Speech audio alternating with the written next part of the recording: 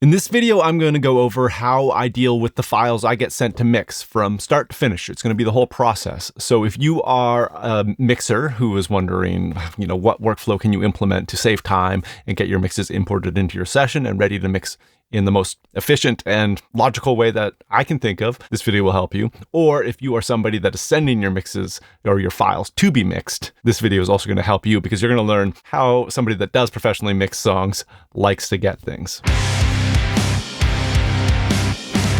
Hello and welcome. My name is Malcolm. Thanks for joining us. I teach audio things here on YouTube. So if this is your sort of thing, please do subscribe. Would love to have you around. And like I said, I'm going to be showing you how I import the tracks I get sent to be mixed because there's more than meets the eye. It's not just simply dragging them into an empty session and getting started. There are some processes built in and some organization and some double checking and looking for problems that is involved and even more. There's a lot to it. We're going to cover it all. This is going to be kind of a start to finish, pretty in-depth video, I think. So I hope you enjoy it.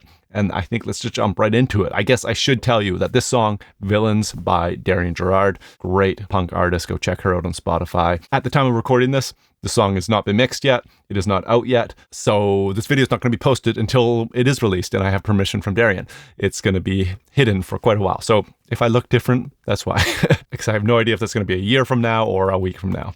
Let's jump into it. First things first, I have the tracks that Darrian sent me. She zipped these up into a zip file and sent them over, and she did a great job. Shout out to Darrian. She made it organized. I've got my bass clean, which means dry. I've got my bass with plugins, which means wet. It's processed and unprocessed, and she tried to provide that where she thought she should, which is great. And in my mind, I think bass clean equals DI. Bass with plugin equals amp. And that'll come up later when we're looking at a Pro Tools session. But we're not getting there just yet. Then I've got drums. This is drum audio files. And then I have drum MIDI files. So in this case, Darrian actually used MIDI drums to create this song and this recording. I don't like to use MIDI myself, and Darrian knows that and knows that I request the audio files as well as the MIDI. Pro Tools kind of sucks at MIDI, I think. And I grew up and I built my career recording and mixing real drums. So I get audio files sent to me so that I can work with them as if they were real drums. But that's not what happened in the song. We'll cover that shortly, so do stick around. But know that I have the MIDI here and I have the drum audio files, which would result in what she was hearing in her session. Following that, I've got my guitar clean and with plugins. So again, that is guitar DI and guitar amp sounds, essentially. This is really helpful. I really appreciate getting both because I tend to prefer to reamp in mixing and just kind of aim for what they were going for with their sounds, but better. And I can do a lot with DIs. There's a lot you can do, be that editing, fixing pitch problems even, or just, getting a better version of that amp sound. The DIs really make a lot possible for me, but I am totally in the dark if I don't have the plugin version or the amp version. So Darrian sending me both is crucial. Darrian does a great job choosing tones, so often I end up using what she sent me and just going from there rather than reamping. But getting both, totally love that. After that, we have synths, and these are all audio files, not MIDI. If I need MIDI of a specific synth, I would ask for it, but honestly, it's going to be fine as is. A really important one is a rough mix. So this is just kind of as far as Darrian got with the song. This is how it sounded when she was like, all right, I'm done. I'm ready for it to be mixed. So I can hear how she had things layered and just get a better idea of the vibe she was going for. Really helpful getting that. Now, ignore these bottom two for right now. We'll come back to those. Everything above it is what I got sent, and that's going to bring us to our next step. This is the very first troubleshooting step we do right off the bat, is we open a program called Stereo Monoizer, and we drag them right into there. So what Stereo Monoizer is a program that checks if the files that you are loading into it are stereo or mono files. And why we do this is because a lot of people export their files incorrectly as stereo files when they are in fact mono files, which isn't a big deal. But when you're trying to load them into a mixing template, which we'll look at my mixing template in a sec, it doesn't work because you can't drag a stereo file onto a mono track. So it just becomes this huge workflow problem of having to drag it into the session, split it into a mono file, then move it onto the track. It really slows you down and turns something that should take a few minutes into a lot longer than that. So Stereo Monoizer is something that like every pro mixer in the world is using, I assure you. Insanely worth the money. you got to get it if this is your thing. It only takes one project to pay for itself, in my opinion. So what you do is you load them all in. I would do it just like this. And then I would analyze. It'll go through and you can see it's scanning them all. And it tells me if it's a mono file or a stereo file on the right here. And then it tells me if there's any conversion required. And we have one. This one is 2 mono files. And so that essentially is saying that, hey, the left and the right channel, they're the exact same. They're 2 mono files, but they're identical. So we should just make this 1 mono file, and then I can pan it wherever I want. That's the synth base. So I could do exactly that. Generally, I would just process, and yeah, let's just do it.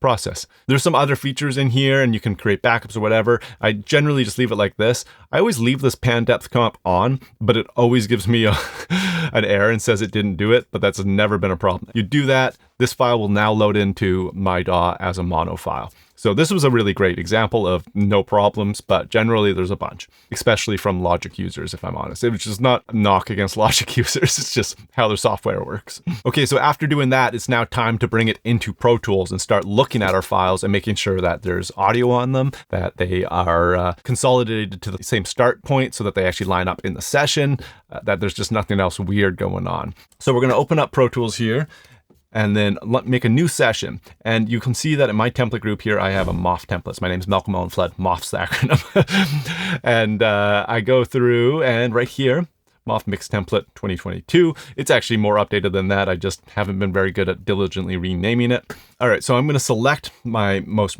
recent mix template, and then I'm gonna rename it Darrian Gerard, Villains Mix. That's kind of my naming structure generally, and I number them from there. In this case, I'm going to write YouTube because I have already done one of these for her before I decided, oh, I need to make this video. So that's going to make sure I don't use this when I actually go to mix this song. Now I'm going to go create and just look at the settings here real quick. 4824, that's what I mix every session at, honestly, unless there's a specific reason I've been asked to go higher than that. I mix at 4824. It hasn't failed me yet. And worth noting that Pro Tools internally processes at 32-bit float. So the plugin processing is still happening at that higher bit depth, but everything else is at 24. That works just fine for me. Stereo interleaved is how I like things. And then I prompt for a location, which will pop up right here. Ask me where I want to put it. I go to Darrian Gerard's folder, right in there. That's going to be great. Click save. It is now going to launch a new session for me with that template there. And now we're going to have to take those files that we put out of Stereo Monoizer and actually bring them into the session so we can get to work. While we're waiting for that Pro Tools session to launch, let's just look at these files again and just notice how they're organized. They're all in individual folders, which is awesome. This actually isn't how I request them, but it's good enough that I don't care. I have a way that I like them labeled. So that they all have the same like letter at the beginning, and that'll kind of become apparent in my session. But honestly, this is so good that I'm like, yeah, this will work just great. We are in my big, huge, massive mix template. I've got my sound effects tracks empty. Everything's empty, right? It's all just waiting for audio. But I put my sound effects at the top, then my keys, then my bass bus, then I go into my drum bus. And this is like my master drum folder here. And then inside of that, this is where my Keyspikes will live. We'll cover that in more depth later. I've got an outside bus that skips my main drum bus. I've got a couple percussion tracks sitting there. I've got a kick bus with all my kick tracks inside of it. My snare bus with all my preferred snare tracks inside of it.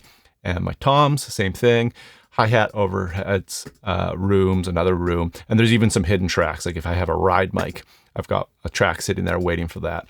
Or if I've got a second overhead set up, that's sitting there waiting in case I need it as well. So I'm kind of covered for most scenarios, which is great. Then moving on, I've got a guitar master folder. So all my guitars live in here. Guitar 1 pair, and you'll notice that there's always a DI and then a not DI labeled track. And that's where it'd be the DI and then the amp track. The DI and then the amp track as pairs usually, which is how I usually receive guitar tracks. I've got another guitar 2 bus, which repeats that, and then a lead bus. Often I have to make more of these because the tracks that I get sent are usually really guitar heavy. So I've been meaning to make a third one just to have that there if I need it. Built-in effects, common effects that I like to use, like a slapback, a longer delay, this crystal echo kind of effect that I really love on guitar solos. It's all sitting there just in case I need it. Then into vocals, same thing. I always have like this master bus that hides all of them. And then my main vocals, my doubles, my lows, my harmonies here. And then I can just create more if I need more than that. Plus a whack of effects that I find nice on vocals. After that, all of these master tracks, or like master folders. So the vocal all, guitar all, drum bus all, bass all, keys all, they all get sent to this stem group where I can then have all my stems for each thing. And all of the ones that aren't vocals go to this instrumental stem. And then that instrumental and this vocal stem go to my mains, which is like my mix bus. And from there, there's a master bus. And then that's the end of the chain right there. So that's an overview of my whole mix template. Let's now get into actually bringing these files in. I like to line it up like this. I bring it over to the right. And then over here, I usually do something like this. Grab the tracks you want to rename, right click and go rename. And then you can add text, replace text, format. So I'm just going to add text _amp, rename. I could just do the same for this because I like being able to glance at the file names. I'm going to go DI. Boom. Now they all say DI here. These ones all say amp. Go drums.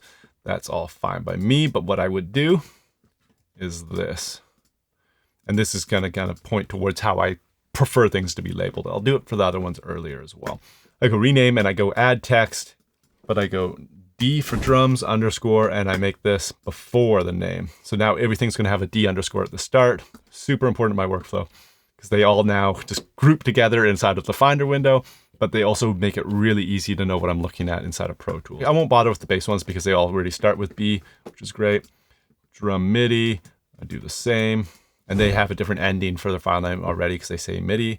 So that's all good. Guitars, though, definitely want that to be, I mean, they're already G, so I'm happy with that. But I want them to all have after name, DI _, boom, rename. And these synths, this is where I would put a K at the beginning for keyboards. That's kind of my preferred way. And the reason I do that, again, is because these synths don't all have the same letter. So they, if you like bounce them into a folder, they wouldn't all necessarily alphabetically land together. So we want that to happen. And we also want to just know what instrument group we're looking at inside of Pro Tools. So by putting a K in front of it, I know, okay, it's definitely a keyboard track without even listening to it. And we won't worry about these other two because we haven't got to that part of the video yet. They're coming. It's the secret sauce. Okay, so now we can go ahead and get these into our session. I'm going to bring all of our bass tracks in. And now what's really great is because I brought them all in at once, it then went alphabetical on me. So my bass course tracks landed together, my slides landed together, and that's how I like things generally. Now what I'm going to do is just edit these into one file because I want it to just sound like one bass guitar, not like two bass guitars overlapping. And like, I don't think cutting off that slide is going to have any ill effect. So I'm going to just cut there, bring them down, or you can slide them, whatever. Great. Now I can delete these two tracks. They are no longer needed. And we got to do the same for the verses. So I'm just really being quick and dirty with it to start. And then we just go and quickly double check that that everything sounds normal after the fact. Awesome. That's done. Delete that. Now let's bring both these bass tracks up into our bass folder. So I do that just using this little track folder here because I can see everything really easy there. I'm just going to jump to there. All right, so here's our bass folder. And here's my pre-existing bass tracks that I had from my template, right? And then these are the new ones that I just brought in. So because when you drag a track into Pro Tools, it doesn't have any of the stuff you like. It's just going to go default, right? So it's going straight to my speakers, not through any of my predetermined routing. There's no plugins waiting there to help me just get mixing quicker. So now I just Command All, grab all of that audio, and I'm going to just drag it up onto these tracks. The only thing I have to be careful about is the order of them. I want the DI on top. I should reverse that, honestly, but I haven't done it yet. There we go. Now I can clear out these ones I don't need, and my bass tracks are pretty much ready to go. This wide one is just an additional type of processing that I find I use pretty often, so I don't need to worry about that just yet. But I do need to make sure that my edits aren't going to be a problem. So let's go through and clean those up. So grab this. It's a little early, I can tell, but I also haven't set the tempo to this song, so that's another thing we need to do. So I know that the BPM is 100. Do that. There we go. Looks significantly more in time now. So yeah, I just kind of dragged it right to that beat, and then I can make a little crossfade and then just have a little listen.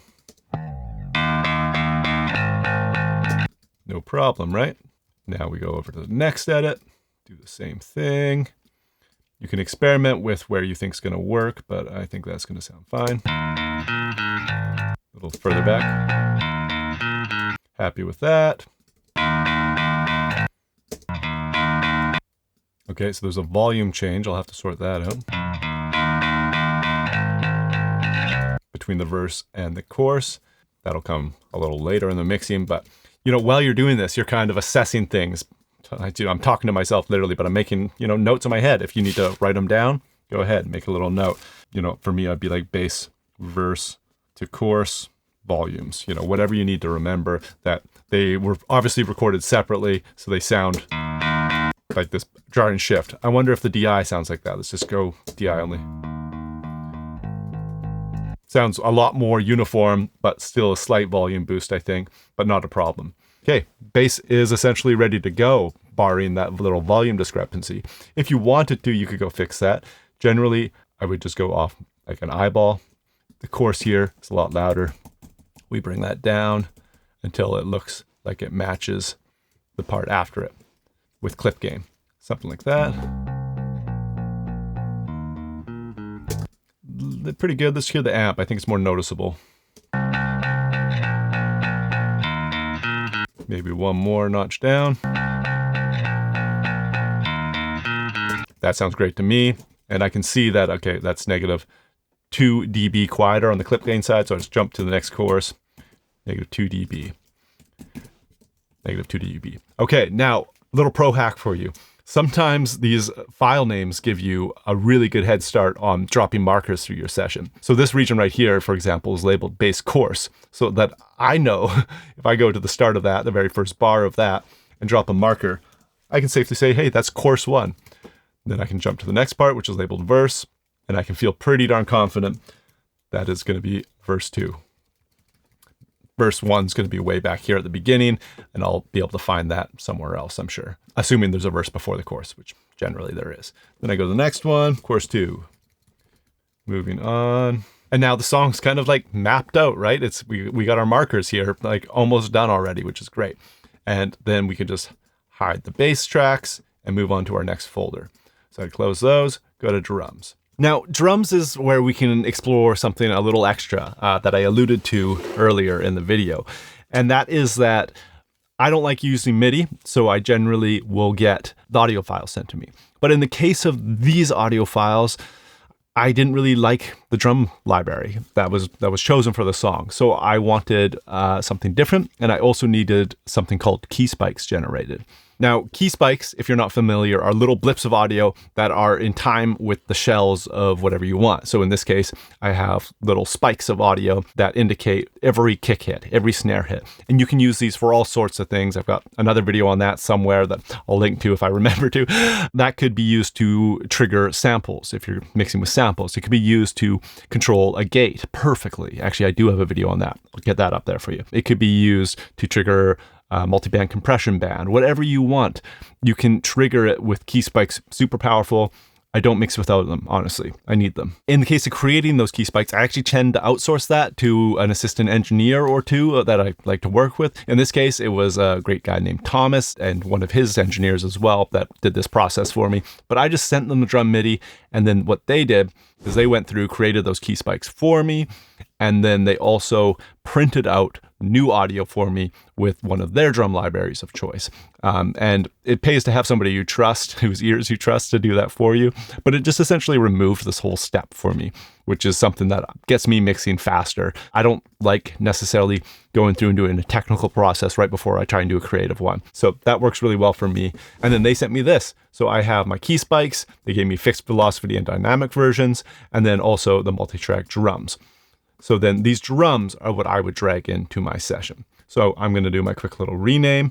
I'm going to make it D underscore, make sure it's before rename. There we go. And that's what I'm going to bring into the session. So I'll go to drums here. And then I just go through from top to bottom of this list here. floor tom. I'm going to bring that in right down here.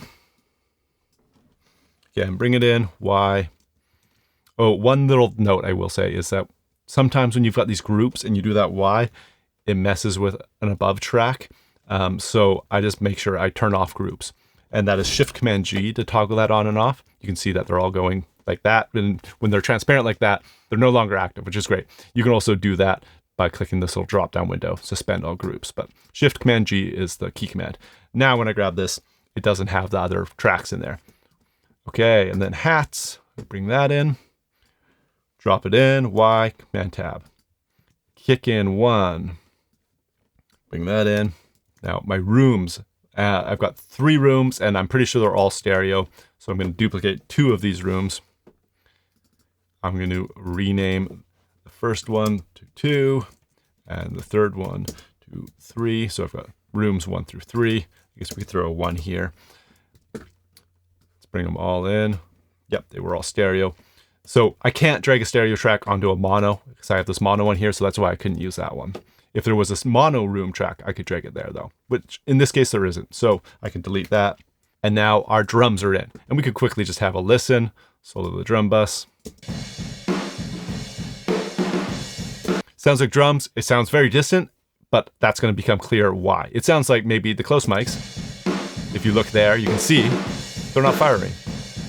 But if I turn off this plugin, there they come. And that is because those Keyspikes I mentioned earlier control all of my drum gates. And we haven't brought those in yet, right? They're not there.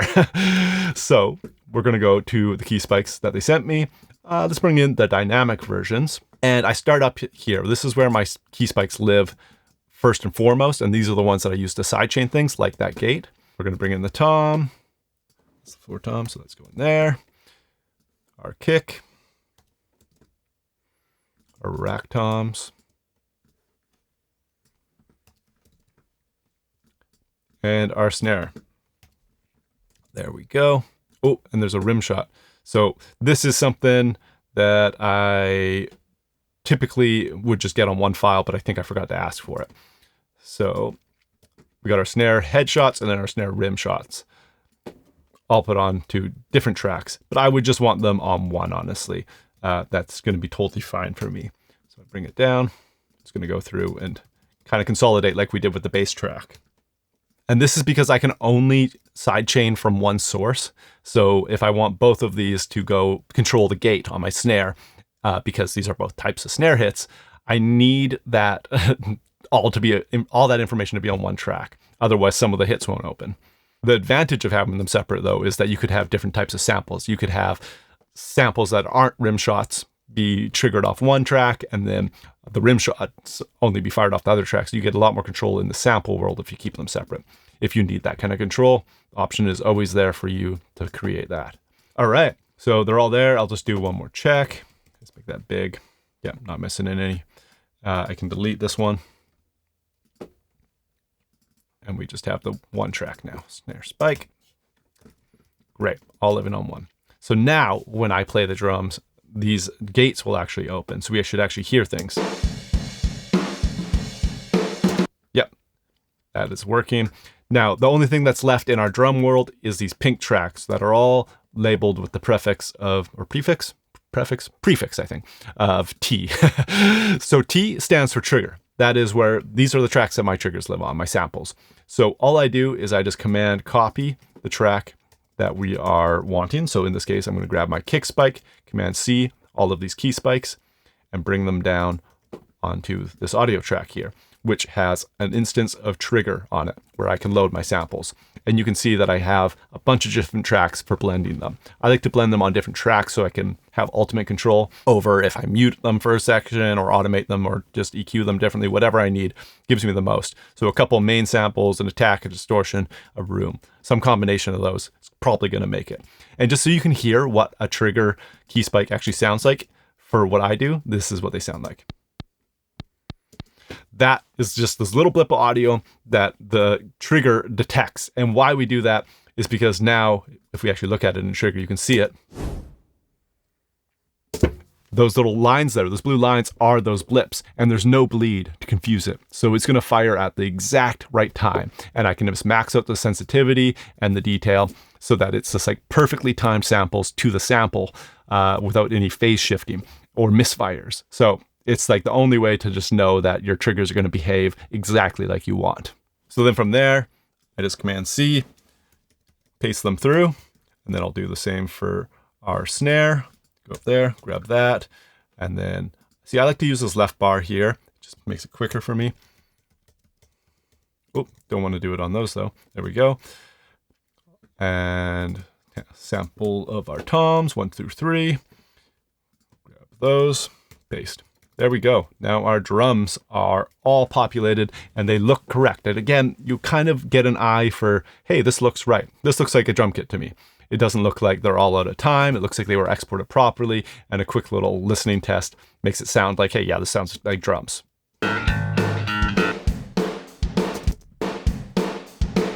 Yeah, sounds like drums in time. And then it is a good idea to play it with the other instrument that you last imported to make sure, hey, our drums and our bass, in this case, because those are the order we're doing things, sound like they're in time with each other. We're always making sure that what was sent to us is lined up correctly.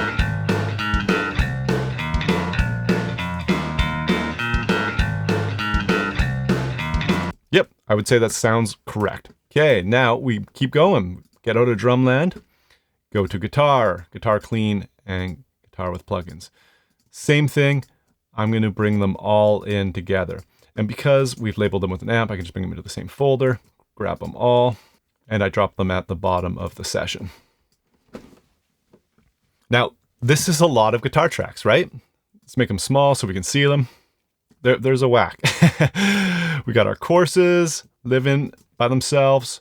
Let's bring those up to the top. And then I'm going to want my verses. Let's bring those up. And I should usually line them up in the order of like how they appear in the song. But really with guitars, I really like my verses to be on top just because my brain remembers them that way. Just have a quick little listen and see how close the tones are. Yeah, so I would say that these could be on the same track without a problem. They sound like the same guitar tone to me. It's a personal preference thing if you want to split them up. Let's just do it. I'm going to be a little more quick and dirty now because you've seen me, go through the bass process of cleaning it up. We don't need to do that every time. Now, those guitars are consolidated. Of course, we would be more thorough and double check our edits, but we're blazing through it, for example. And that lets me bring up my first pair. We can kind of have a look around and see if we want anything else to live on it. Like, do we want these intros to live in here? Intro guitars, let's have a listen to those. I can see that being lo-fi, so I'm going to keep it alone and give it its own spot. So we're going to bring up our first pair to the guitar world. So we go up to our guitar folder, drop them in there. Let's look at it here. And I'm going to want all of these to live in our guitar 1. So again, on the left, you can see what's going on here. I just drag them right onto G1 bus. They go in there, and then all I have to do is just make sure the amp and DI tracks land on the right things. So amp comes first in this case. Grab all these, drag them up, and now they're already panned. Our volumes are set. We've got plugins sitting there. The group conditions are already set if you have like linking. So for example, I'll turn my groups on, Shift Command G, remember this bottom left here, or you can select it there. Now my groups are on. And I've got things like solo links, so I can solo just the amp tracks. Let's have a listen. Or just the DIs. Right, I'm just clicking one button and it does both those things. Or my plugins are linked. So if I want to solo these and boost something, if I click on the other track, it did it for both of them. So all that's kind of pre-set up, the power of a template, right? It saves you a lot of time. So we got those in there. We're just going to keep moving on. Let's bring up our intro guitars. Let's go to guitar 2. It's not exactly how I would like to do that, but it's going to work for now. Let's just bring up this into the same world. There we go. Amp DI. So I'm going to reverse these so that they line up. There we go. And I'm just immediately clearing out empty tracks. We don't have the space. This looks like it would be a bridge to me. So let's have a little listen to our main guitars there that we already brought up. Okay, palm muty. And then let's just play it with these ones. Okay, so we got this other layer going on here. So let's bring up these first 4. Let's have a listen to those. Okay, so they're sustained, and what are these bottom 4? We got a lot of guitars. Oh, great. Okay, so there's quite a bit going on here. Let's bring the sustained up here, and just make sure that they don't that edit didn't cut off anything on these 4 tracks, which it looks like it did. Let's get that tidied up. Now we can, again, immediately delete these 4 tracks because they're empty. And we just have this 4 now. So in this case, I think they're going to want their own track. So what I like to do is just duplicate this G2 one. I don't really want to copy anything else. I'm going to rename it as G3 bus. This is why I need to make one that's like an extra living in my template just in case I need it. Now I'm going to drag in these extra tracks into there. And there's a couple other things we have to do. We actually want to bring duplicates of these tracks down too. So I'm going to duplicate them. No groups, no audio. Bring them down here. And then I have to change the input of my G3 bus. Let's just find a new empty bus. Let's go with 1516. Rename it to G3 bus. There we go. And then I have to send these 4 tracks to G3 bus. Guitar 3. Okay, now they're G3 bus there, coming in G3 bus there. And now I just got to bring these tracks up to it. And if I want to be really thorough, I then need to make new groups as well. So this is going to be my amps here. So I'm going to go Command G to make a group. Call it G3 amp. And I don't want it to follow globals. I kind of have, we won't get into that, but I got my own settings that I like there. And then do the same thing for these 2 tracks. G3 DI. Oh, and I don't want, I made a mistake. Delete G3 DI. And the reason that was a mistake is because I don't want global group settings. Because the global group settings don't share plugin controls. I want those to mirror each other. So don't worry if that doesn't make sense yet. G3 DI. There we go. Delete these empty ones. All right, and now our guitars are all living there, all roaded. So we should be able to kind of hear things. I would, again, just kind of jump through, make sure things are sounding fine. We can mute our DIs for now, so it sounds like music. And you can see, because I dragged these onto my mix template, that they're already panned, right? They're already left and right, so it kind of sounds right. So that part's just guitars on its own. Let's jump to where there would be music or the band. So let's go to the chorus here. We should hear bass and drums and guitar all in time.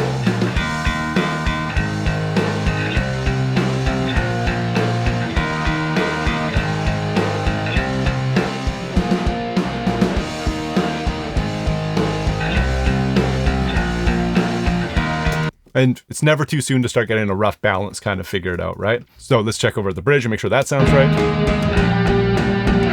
And you're just constantly making sure it sounds like it's in time, because maybe it got bounced wrong, or maybe when I was dragging things around, I made a mistake, right? But so far, so good.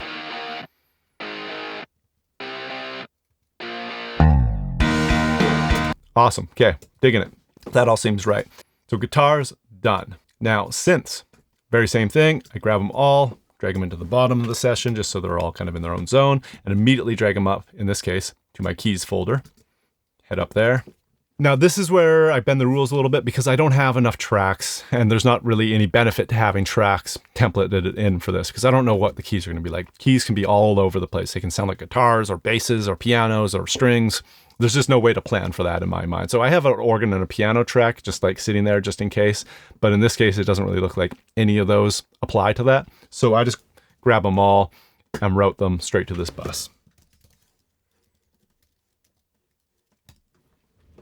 And then in this case, I'll just delete those ones, and now they're all in there.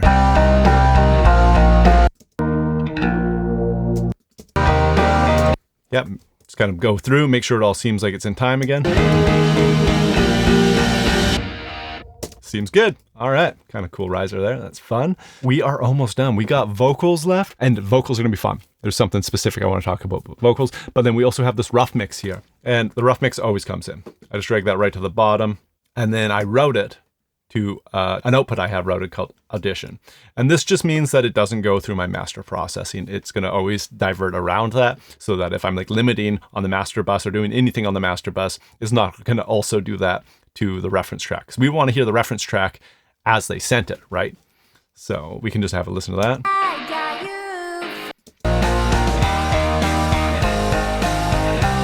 you. Okay, it gives us an idea of what it sounds like. Just turn that off. Yeah, so it sounds like we got the same tracks. Everything's as it should be. Added bonus, they seem like they're lined up pretty close, which makes comparing easier. Okay, so last but not least, vocals, the most important part. You'll see that in my folder here, it says vocals new. It's because there was a mistake here, and I already deleted the old ones, unfortunately, so unfortunately I couldn't show you that. But they got sent to me, and all of the vocals had reverb on them, which obviously isn't a great thing. If you're trying to mix a song, you want to have control over the reverb. So I had to get them again. And I'm not trying to throw Darrian under the bus here. I'm just this is the kind of thing we're looking for, because generally there's some kind of mistake, and it could be something like that. It could be much smaller. It could be much larger, but usually there is a mistake and we need to catch it as soon as possible. So while I was waiting for those drum Keyspikes back and the MIDI conversion from Thomas and his team over there, I was looking at the rest of these tracks just because I didn't want to get those tracks back, then import them, and then find out there's just another error and I have to delay the mix again. Coincidentally, I had to delay this mix like 2 weeks because I got COVID and my ears were all messed up. So this mix did get delayed, but the goal is to avoid delaying it. And so I just had to email and say, hey, the vocals have reverb, could you send them dry? And it's an honest mistake. There's no problem. You want to be on the lookout for those and spot them early. As early as possible, the better, because you want the client wants their mix, right?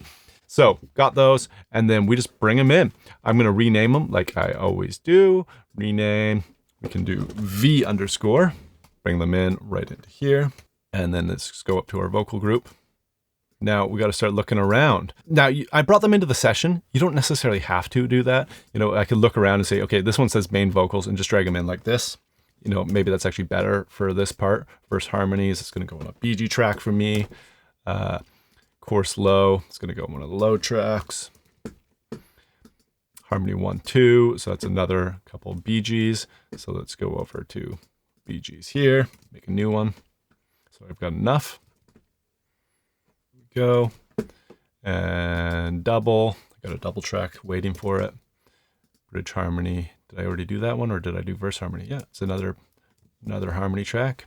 And the reason I'm just making duplicates of the other tracks is I'll go back and rename these so they don't have a bunch of bad naming, but they then carry over the plugins that I like to have waiting for it, the panning, the volume, and the groups. Like it's all, if you want the groups, it's all kind of sitting there. And an ad-lib track. I'm going to throw that ad-lib right here for now until I know more about them, because maybe I want them to sound like the lead vocal, so this track here is a duplicate track of the lead vocal. It's a mirror. Which can be helpful for a number of things. But now they're all in. I will just get rid of these ones that I brought in. These are duplicates. Delete. Of course, I would rename those, clean it up. But then what I'm looking for here is just like making sure things were exported well, especially on the vocals, because they get so compressed often that any like bad noise really becomes apparent. So an example of bad noise is this. This is fine. She did great. She cleaned it up really close to the start of it. So, but if we have a listen, yeah, it's not a problem at all. But sometimes it would not look like that. It would look like this. It would just be like a whole whack of noise for 30 seconds leading up to the vocal. And that's the kind of stuff I want to get rid of. So I'm kind of double checking that the tracks are cleaned as I go, and I would do that on guitars too. Looks like she nailed it on guitars. Love that. Thank you, Darrian. Often there's just 30 seconds of buzz before they start playing. You got to get rid of all of that. Sometimes you got to get rid of the drummer talking off the top of the take or the end. It's all sorts of things, but this is what we're looking for while we're prepping a mix. The goal is to get this to a point I can say, okay, sounds kind of like a song, save it, close it, and I can come back tomorrow and just start mixing. No management, logical thinking, all creative thinking. That's the goal. I don't want to have to do any editing. So honestly, that's where we're at right now. We listen to this. Everything's in. Every track should be in here. If I click play, it should be the song. I'll be selfish this time. And I'm not worried about mixing. I'm just making sure it sounds correct. Like there's nothing wrong. Stand in line, now I'm sneaking into hotels and swimming. And while I do this, I'll probably start yanking around levels just to kind of get things more balanced. Not going for a final balance, just making sure nothing's crazy loud and nothing's crazy quiet. And the goal is to make sure, hey, does this sound correct? Is there any obvious editing problems? Like, do I need to go through and retime stuff? Do I need to tune stuff? That kind of thing. Stand in line, now I'm sneaking into hotels, swimming pools of fountain in a floodlight on me. Don't be selfish this time. Don't be the feeling that got you for by the end of the night.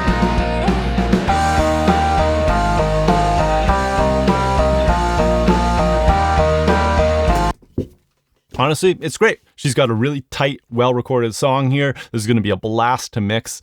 It's not meant to sound mixed yet, but it already sounds kind of cool, I think. The song sounds super fun, I think. I like that synth hook. It's good to go. This is like an ideal situation, honestly. And yeah, how long have I been recording? The video will be shorter than this because Andre, my editor, will do wonders and make it so you don't have to sit through so many long gaps of me dragging things around and stuff like that. But I've been recording for over an hour already. So thank you, Andre. Everybody clap for Andre. You're a gem, buddy. At least an hour of prep, just what I did, not to mind what Thomas and his team did getting the drum prep done for me. Not to mind if there was any editing. Some songs you have to also do some editing or the back and forth process of getting those vocals corrected. It's a longer process, and that probably relates to my what should you be charging or paying for mixing in 2024, which I'll link to at the end of this video. There's a lot that goes into this more than just having fun and twisting knobs. It's a lot of file management, buying software like Stereo, Monoizer, that kind of thing. So it's a big picture thing. I hope this helped you get a grasp on how you could prep your own mixes or prepare your files to be mixed. Because if you do some of the stuff that I did in this video and send it to a mixer, they're going to be so stoked on you. You want your mixer stoked on you. You want them in your corner. My wrists hurt from moving so much. Awesome. Okay, another video coming up for you. That money one. We'll talk about pricing for mixing. Adios. Bye.